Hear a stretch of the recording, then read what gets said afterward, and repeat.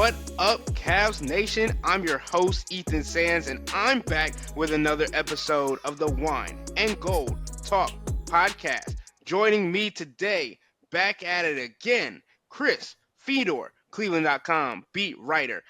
Chris, how are you doing on this fine Thursday? Ethan, man, I'm doing great. Was able to get some grocery shopping done with the boy earlier today. That was always exciting. And now I'm podcasting with you. So, you know, that's just the day in the life of me being a dad. Fair enough. Fair enough.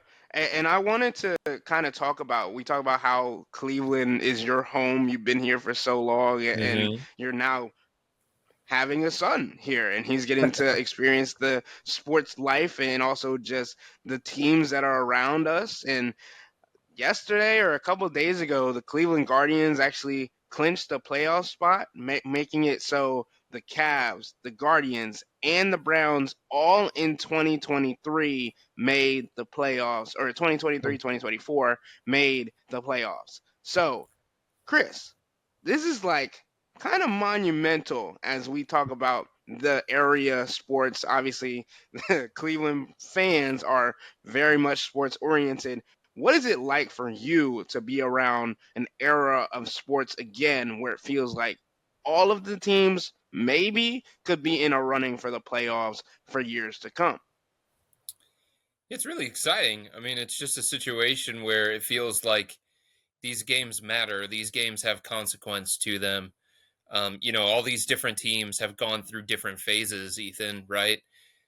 Certain steps throughout the course of their journey where there were down years and they weren't this, right? The regular season games didn't matter. It was about evaluating the young players and what do we have and what level of hope is there for each organization. Because there's always a process involved and there are always steps that these organizations need to take. And to have all of these teams seemingly being in a place where their contention window is wide open, and it feels like, based on the talent that they've acquired, it feels like that contention window is going to be open for a number of years, and seeing all these teams set up for sustainable success, not just a flash in the pan 1 year type thing. That's really, really exciting.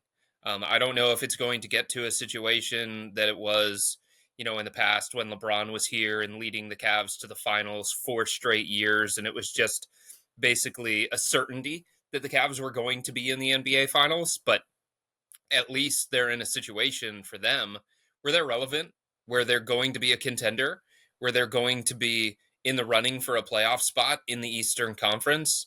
And then you can say the same thing about the Guardians and the Browns, maybe about the Browns. I guess we'll have to wait and see on that one. Their quarterback needs to stop playing like the worst quarterback in the NFL.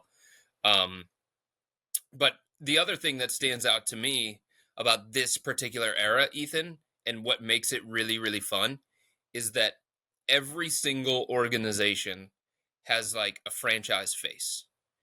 And you know who they're building around, you know who that guy is, and that guy also happens to be one of the most talented players in that sport. Jose Ramirez is one of the most talented baseball players. American League, National League, doesn't matter. Myles Garrett is one of the top 10 players in the NFL, and I know he's not a quarterback, but he's still one of the most impactful and recognizable players in the NFL. And you can say the same thing about Donovan Mitchell. So when you have those types of players representing your city and representing those individual teams, it makes it that much more fun, that much more exciting, and fills you with that much more hope. And Chris, I mean, this is an era where you're really kind of getting to enjoy those different faces, right? Jimmy Watkins, our guy, columnist, cleveland.com, put out an article earlier this summer talking about the three faces, Jose Ramirez, Myles Garrett, and Donovan Mitchell. And now we're running a different kind of series for cleveland.com where it's the 40 most influential people in Cleveland sports. And it's kind of interesting to see all these different names, these different faces that have either made their way to Cleveland and made an impact or have been here for a while and have been making an impact or are in a different state. Like we talk about like John Harbaugh, Jim Harbaugh, those kind of guys, Michigan people that are in this compilation because of what they've done to impact Cleveland sports, Ohio State, all those other teams, right? Mhm. And I just think we talk about eras, and especially moving this back to the NBA, the era is kind of starting to change. It's starting to be new faces. It's starting to be Right. new players, new teams, new opportunities. Teams that I was growing up with were like, you don't have a shot in hell of making it to the playoff, and now they're over here trying to make their mark and do what they have to get back into the limelight. And it kind of feels like it's changing very drastically, right? And today Mhm. on Thursday, Derrick Rose announced his retirement early this morning after 16 seasons in the NBA. And I grew up watching Derrick Rose, watching him be the youngest MVP ever, one being a guy that people thought, what if without the injuries Mhm. and all those kinds of things. Chris, being around the NBA, obviously he played 15, 16 games with the Cavs in one season. What was it like for you to watch Derrick Rose's rise throughout his career, but also just seeing how much love he got throughout his journey in the NBA as well? Even that to me is one of the reasons why you simply cannot take greatness for granted. And when you get an opportunity to see it, when you get an opportunity to cover it, you savor it because you just don't know what these guys' career arc, you don't know what that's going to look like. And you don't know how long they're going to play for. And you don't know how long they're going to be in their prime for. So when you have that opportunity, you have to savor it and you can't take it for granted. And you can't just assume anything. Like 15 years ago, you would have assumed that the Derrick Rose led Chicago Bulls were going to be a threat every single season in the Eastern Conference because of that dude, right? Because if he's going to be that young, that talented, that much of a force, and in the MVP conversation every single year, like, like that's bad news for the rest of the NBA. And if you're in Cleveland, that's bad news for Cleveland because he's going to be leading Chicago for a number of years. But you just can't think like that. You can't assume anything. You can't guarantee anything because you just don't know what's going to happen. That's the other side of sports that makes it so um frustrating, so maddening, and it hits you in a different place emotionally because you think about Derrick Rose and you think about what could have been and that level of talent, and if he would have been able to stay healthy, what kind of player would we have been able to witness for the last 15 years? You just don't know. But the flashes that you got of him, especially early on in his career, it made you think, "Oh my God, like this is one of one." So now that you have somebody like Wemby, right? Now that you have an up and comer like Ant, hold on to that, enjoy that, savor that. Don't take that for granted. So that's the thing that I always look back on. And I remember having a conversation with, I think it was Kyrie Irving, early on ish in his career, and one of the things that he said to me, and it wasn't on the record, it was just in a casual conversation. It was something along the lines of, yeah, this sucks that we lost here at this stage of the playoffs. It was when the big three got back together or whatever. And he said, but it's fine. We're going to be back here next year. And I was like, whoa, hold on now. Like, you can't just guarantee that. Like, I know, very, very talented. And it played itself out that way that they were back there. But, at the time, you couldn't just assume that because you didn't know what was going to happen around the NBA. You didn't know what was going to happen with injuries. You didn't know what was going to happen with how somebody was going to age and whether their talent was going to stay at the same kind of level. So, bringing this back to the whole Cleveland thing, fans just got to savor this time. Yeah, there are things to complain about. There's no doubt about it. Yeah, there are things that you're going to criticize, and you're going to do that as a fan because you're going to be emotional and you're going to be crazy and you're going to be screaming on your couch on Sundays and stuff like that. And when a team disappoints, you're going to boo, all that kind of stuff. But just don't overlook how great this time is that you have in every single sport a top 15 player on every single team in this city. That doesn't happen all the time. That's, you know, That's something that you have to savor. That's something that you can't take for granted. And bringing it back to Derrick Rose, like all I think about, Ethan, is what could have been with that guy. What would his career have looked like? What would the landscape in the Eastern Conference have been like had he been able to stay healthy and play at that MVP level? Because he was still a fine player, he was still a good player, but MVP level, we talk about this all the time. There are levels to this, there are levels to greatness, there are levels to superstardom. If he would have been able to play at that MVP level consistently, like what would that have looked like? I mean, when you talk about Derrick Rose, obviously you think about the MVP season, you talk about the balance, you talk about all the athleticism that got taken away way too soon.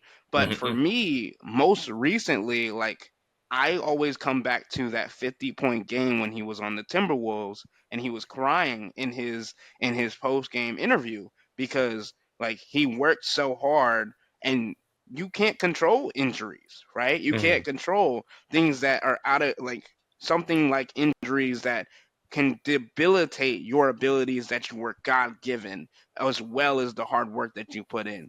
And for him to have a 50-point game at his age, it was like, okay, well, we get glimpses, we get glances, we get all of these different things back into the past of what he could have been.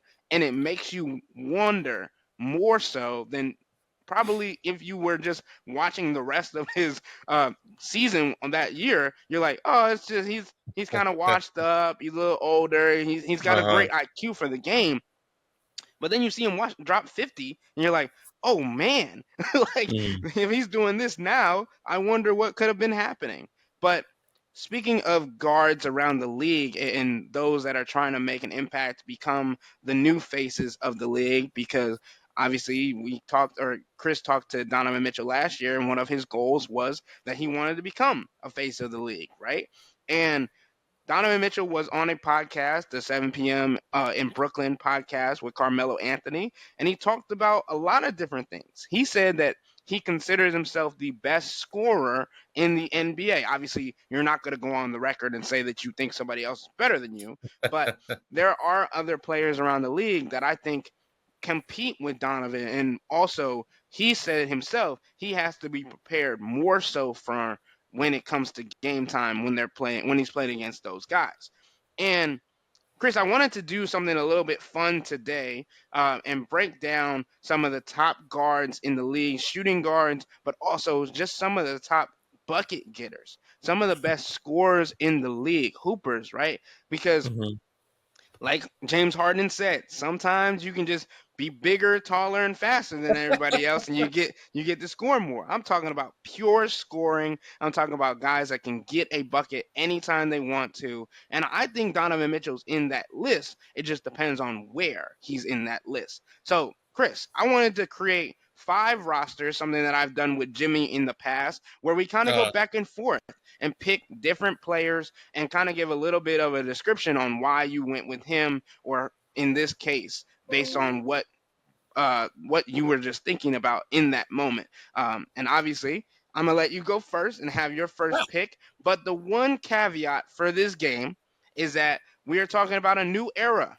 Right? It's a new era of the okay. game. So we're going to go everybody under 35 years old. No Kevin Durant, Oh, no LeBron James, no Stephen Curry. oh, okay. Well, I was considering Steph with my first pick, but I can't Yeah, I do know you that were. now. Man. All right. I'm just gonna take Luca then. Okay. Um, you can say all the things you want to about like, is he a traditional scorer? Is he a bucket getter? Da da da da. Led the NBA in scoring in the regular season. He's basically unguardable with his skill set and his size at the position. So I know you don't look at him necessarily as, Kevin Durant type player, maybe Kyrie Irving type player, but that dude can get a bucket on anybody in any moment at any level. He has the range. He can score inside. He can score outside.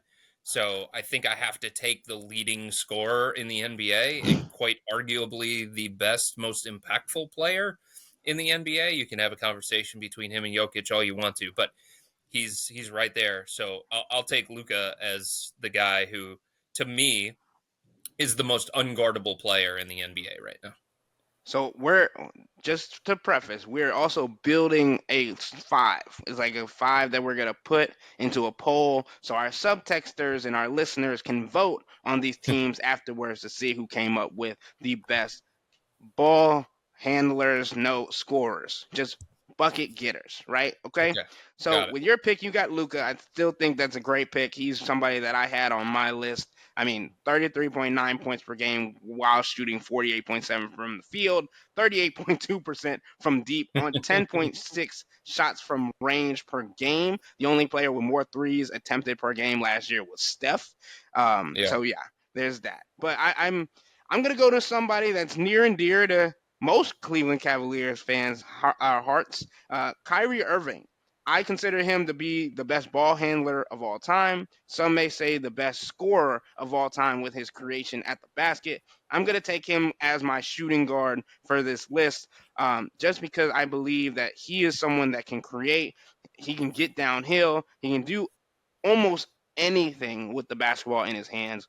And in a secondary role, he still averaged 25.6 points per game on 49.7% from the field and 41.1% from three on 7.3 attempts from deep per game. Like, this is no slouch, no nothing. 40% at his age, you're just going to say this is going to be a bucket getter for sure. So that's my number one overall pick as my shooting guard. Okay. On your five, you're classifying him as a shooting guard. For my five, yep. Well, Okay. I'll put him at point guard then. I'll put him at point No, guard. I mean you can classify him anywhere you want to. That's the beauty of today's NBA. There's versatility involved. Right. That's another reason why I pick Luca, right? I can find these loopholes like I do when it comes to MVP voting, and I can put Luca at small forward if I want to, because he's got the size of a small forward, or I can put him at point guard if I want to. But I'll put Luca at point guard because that's what he plays primarily, and Right. then I'll continue to look and round out my roster. And like if you're putting Kyrie at shooting guard, that Well, means like, let me change that because I'm now. oh, Well, because listen, oh, yeah, oh, because I'm thinking now that the next two guys that I have on my list for the guard positions are more shooting guards than nah, Kyrie is a eh. shooting guard. So, See, what I was gonna do is I was oh gonna play Lord, it really chessy. You're playing checkers over here. I'm playing chess. oh What come I was on, gonna do, if you were sitting there saying that Kyrie was gonna be a shooting guard, that would have told me that I would not have had to use my next pick on a shooting guard, and I could have waited to the very, very end, right? And I would have had my pick of Ant, or I would have had my pick of Devin Booker, Mr. right. 70. But now that you're putting him at point guard, you're kind of, oh, you're throwing me off a little bit. Now I almost feel like I have to go with shooting guard here. The question is, Ant or Book? Ooh, Oof, okay. it's a tough call. I'm going to go with the resume here. I'm going to go with the experience. I'm going to go with the resume. I totally understand the upside. I think Anthony Edwards has an opportunity to be the face of the NBA when LeBron and KD and Steph are gone. He's going to be in that conversation. And I understand the upside, but like, there's no guarantee that he becomes as prolific a scorer as what Devin Booker has already shown himself to be. We can sit here and we can say that's the trajectory that Ant is on, sure. But I'm going to go with the resume here. And Donovan's in the conversation too. There's no doubt about it that Donovan's in this conversation. It's Book, it's Ant, or it's Donovan. There's a big part of me that do I want to go Donovan? Do I want to go Book? Man, Book and Donovan's tough. I'm going Donovan. You know what? I think I think having a guy who's in the MVP conversation the first couple of years that he's been in Cleveland, leads his team to the playoffs constantly. He has shown that he can score 70. He gets 50-point games. He gets 40-point games pretty easily by NBA standards. When healthy, I mean, Donovan was playing as well as anybody in the NBA last year. I think he can build on that. I am going to go a curveball. I'm going to take Donovan over Book and Ant. So now you're throwing me a curveball because I had Ant and Donovan as my 1 and 2 to decide between for my shooting guard because sure, Devin Booker, obviously you have to be able to get buckets to drop 70 points, right? Like, fair. Yeah, Fair. Like, but yeah, I mean, Donovan's in that category too, right? yes, of Donovan was course. able to do it too. And Anthony Edwards, who I believe is one of my favorite players to watch just because of how he competes. Like, I don't think there is a shooting guard. Well, this is where I would draw the comparison between Ant and Donovan. Those are the two players at shooting guard that I know want the ball the most at the end of the game and are like, I can take over and get wherever to my spots when I need to get my shots off. Devin Mhm, Booker, as we saw on the Olympic team, is able to create for others, do a role, do a job, and I think he would offer the ball up to Kevin Durant if he had the opportunity rather than taking it to for himself. And I'm not going to mhm. argue with that decision. I just think that Donovan and Ant are two guys that are like, hey, crunch time, give me the ball. I'm gonna go get a bucket. I'm gonna get it done. So I Yeah, have to now decide. Well, actually, you made my life a little bit easier. So at yeah. my You just two, take Ant. I'm gonna take Ant. Yeah, Yeah, I mean, face of the but here's league the thing. soon. I'm not going to tell you how to do it. I'm not going to tell you how to make your picks in what order or whatever. But knowing how my team is set up, you do fantasy football drafts and stuff like that. I This is my first time playing fantasy in like 4 years. But yeah, I hear you. So the bottom line is, if you're in a 10-team league and the first 9 teams have already drafted a tight end, like you don't have to draft a tight end until much, much later, unless Right, like there's right. one that you think is head and shoulders above the other one. Like Well, I've so I'm already I'm got a telling shooting you guard. right. So I'm telling you what I'm gonna do. I don't know Oh, necessarily if that's my pick now oh, look at because that. I'm Mm, trying to figure out if I want to go because this is the other thing. We're talking about positions, right? Are we yeah. considering Jason Tatum a power forward, or is he considered No, I think he's a a small forward. okay? I guess So you can put him at either one if you want. I mean, I think he plays enough power forward to classify him as that. I think for the sake of this, I think you just have to classify him as something after you make the pick. I got you. Okay, so I currently just have Kyrie, and well, then the question becomes: is Paul George a shooting guard? Because oh man. And, and do I want Jokic or Giannis? Because I mean, oh god, this is where it gets difficult, right? Because there's so many guys, and this is what we Yeah, talk about when it comes to MVP voting and all those different things. Like you're gonna leave somebody off. That's why I like right. doing these back and forth games where we can kind of decipher between and figure out where we're gonna go. Yeah. Bucket getter in new era. We're talking about new era, right? So I'm gonna go Yep. Kyrie because he's gonna be my veteran on this one, and I'm gonna go JT for my All right. oh god, where am I putting them? Uh, Hmm. because now I'm trying to think. Do I want to go small? Do I want to go big? Because I feel like I know what you're gonna do now. Because you're gonna go get Jokic. Um, so that's a 5. So if I want to go okay, I will put JT at my 4. I'll put All JT at right. my 4. Nice. And I Thank you mean, for doing that. you're welcome. I mean, Thank you. for me, like Thank the you. other thing. Go ahead. You said it.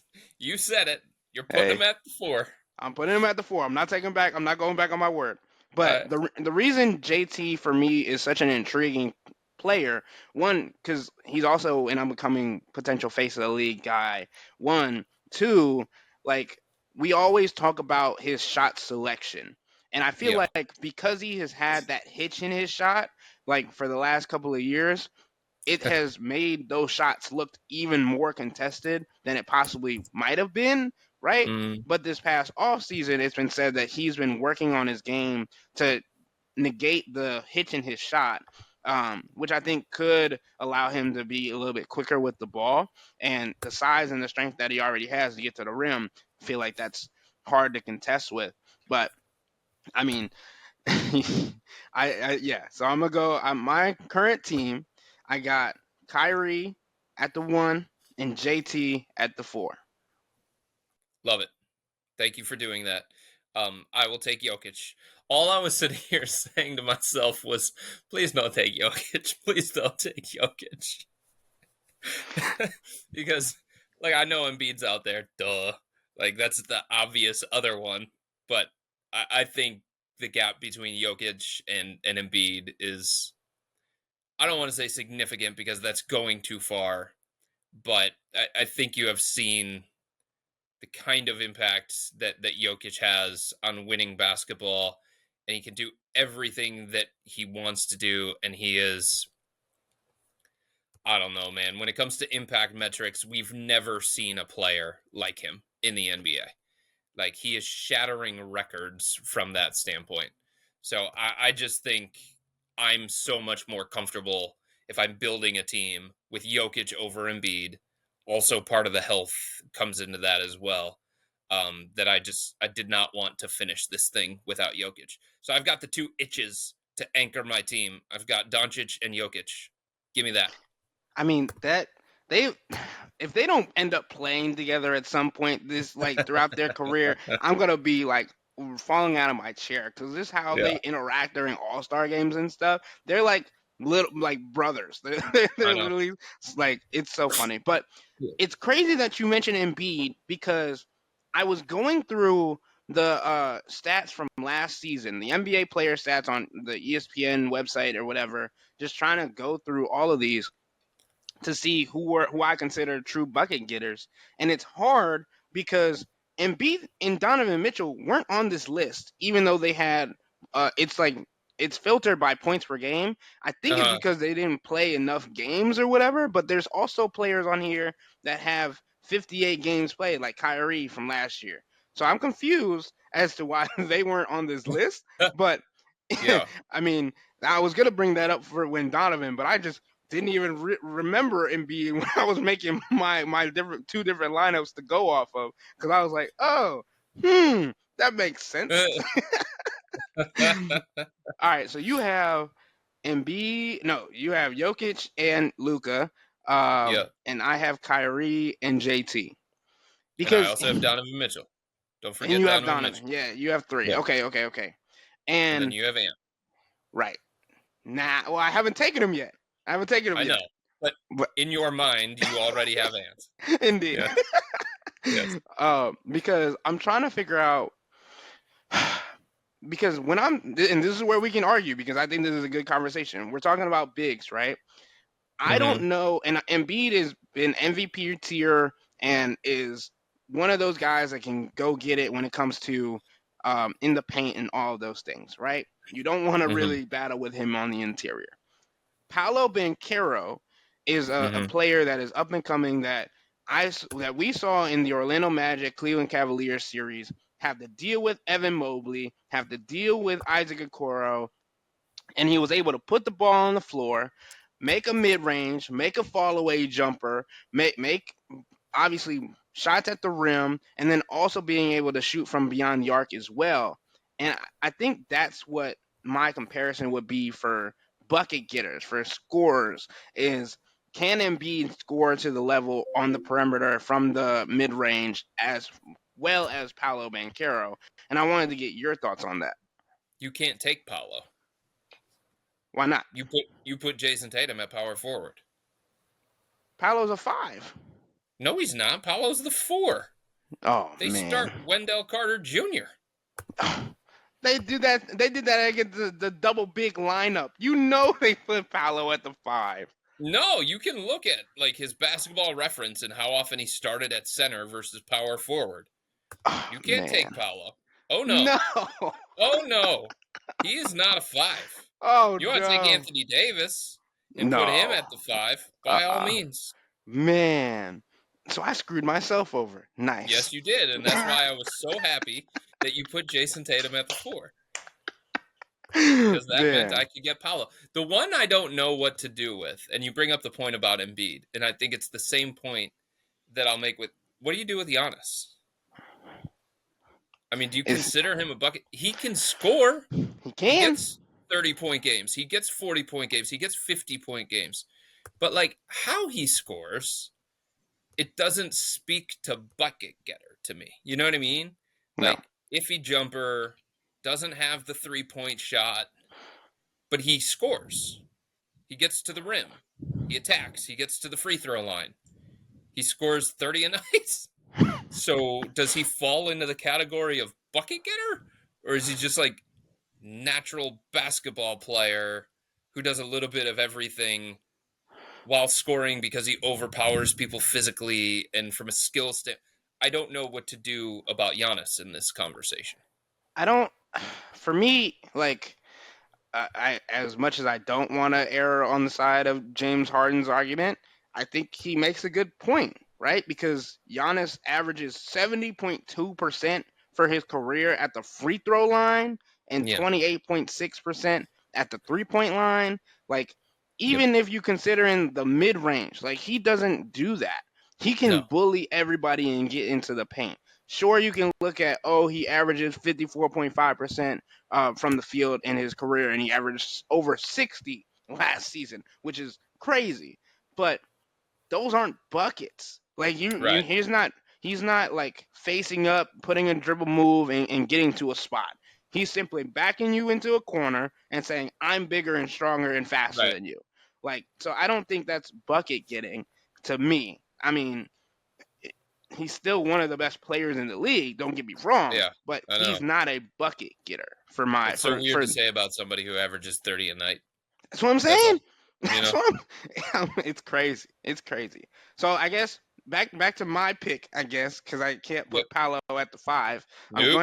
I'm going to then take Embiid because Embiid actually was able to do all of these other things when he has the ball in his hand, averages 82.6% from the field or from free throw line for his career and 34% from 3-point range. I mean, and he's 7 foot. So like, and I also the comparison is we're making teams. Are we good? Hmm. Is there anybody else to argue to put up Jokic versus Embiid? Like that is the best matchup I'm gonna get in that scenario. But yeah, so I have in my head JT, Ant, Kyrie, and now Embiid. So I need a small forward. Yeah. So do I, which is I'm surprised you did not go small forward there. I thought you would. I don't know that there is a small forward that stands out above the rest, though. I know I'm who I'm gonna struggling on pick. small forward here. I know who I'm gonna pick. Okay. What if I take that person? That's what I'm saying. I'm saying like I predicted that you were gonna take Jokic, but I'm trying to see if you can predict who I'm gonna take if you don't take Hmm. him. This is tough. There are a couple options here. Hmm. Like, there's a reason why one of them is named Jimmy Buckets, right? He gets buckets, especially when playoff time rolls around. So, if we're having a bucket getter conversation, that's pretty fitting. Brandon Ingram, he doesn't do a whole lot other than just score, get buckets. And he can score at all three levels because he's extended his game out to the 3-point line a little bit as his career has gone on. So I'm contemplating that. You know, Kawhi Kawhi's broken right now, and he's dealing with a whole bunch of injuries. And I totally understand that that factors into this equation when evaluating this thing. But I still have flashbacks, Ethan, to what he did to the Miami Heat out of pick and roll in those NBA finals. Like, dude scored at will. Went in the post, did it. Coming off pick and roll, did it. Out to the 3-point line, did it. Drove to the basket, did that too. How old is Kawhi? Is he still eligible in this conversation? Let's see. I mean, his body is 50 at this point, but how old is he? He's Kawhi is 33. 33, so He's he's still 33. eligible. Yep. I got Paul George out there, worth a look. Got to give that some consideration.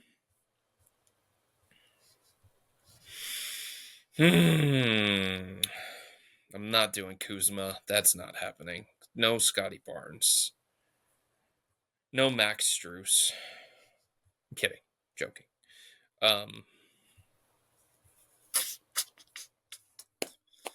do I want DeMar DeRozan's an interesting one too. How old is he?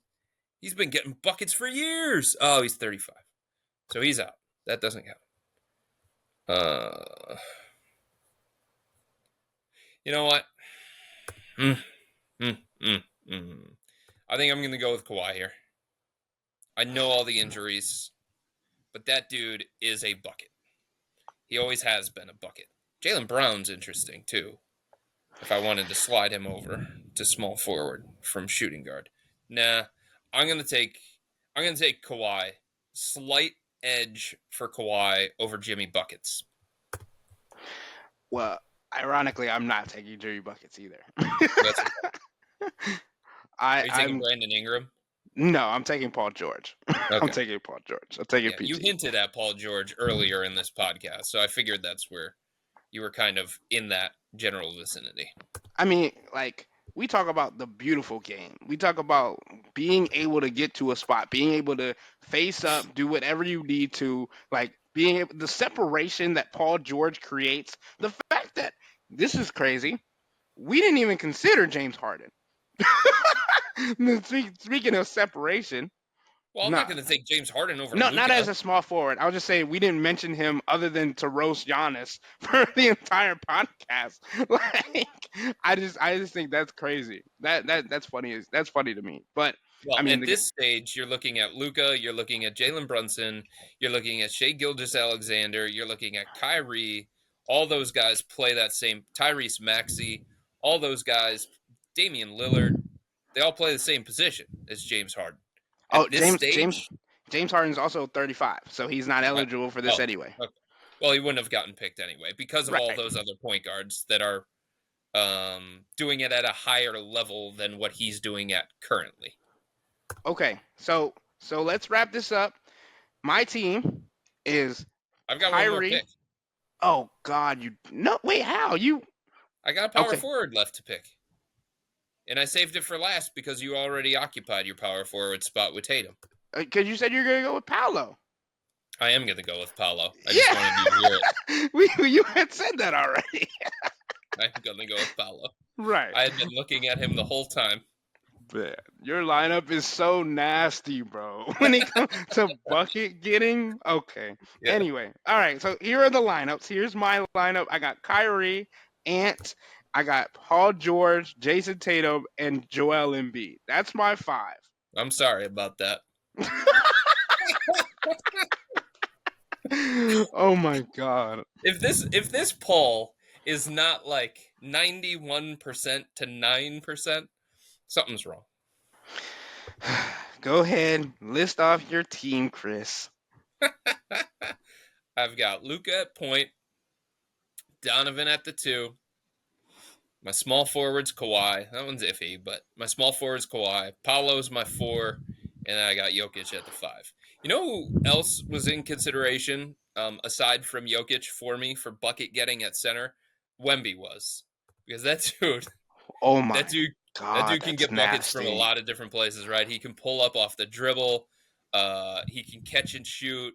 Like it's different for somebody like that. And if Jokic wasn't out there, like if you took Jokic, I had Wemby on my list of guys to consider. And I don't know if I would have taken him over Embiid, but I would have given that some serious thought. Now I'm But mad not I over didn't. Jokic. No. Not over Jokic. Now I'm mad I didn't put JT at the 3, Wemby at the 4, and Embiid at the 5. That would have been crazy. Yeah, I screwed myself over when I put JT at the 4 because I I know was that was the already best moment of the podcast for me. I was like, yes, look at all the man. options available to me. I was definitely like arguing with myself, trying to figure out where to put him. And I was like, well, he played power forward more. It makes more sense. Whatever. Yeah, All thank you. right. Thank you. Anyway, all right. with that being said, that'll wrap up today's episode of the Wine and Gold Talk podcast. But remember to become a Cavs insider and interact with Chris and me and Jimmy by subscribing to Subtext. This is where you'll be able to list your vote for which team you think is better, and maybe it'll even be included in the cleveland.com post for this one. But to do this and to sign up, go and get a 14-day free trial or visit cleveland.com/Cavs and click on the blue bar at the top of the page. If you don't like it, that's fine. All you have to do is text the word stop. It's easy, but we can tell you that the people who signed up stick around because this is the best way to get insider coverage on the Cavs from me and Chris. This isn't just our podcast, it's your podcast. And the only way to have your voice heard is through Subtext. Y'all be safe. We out.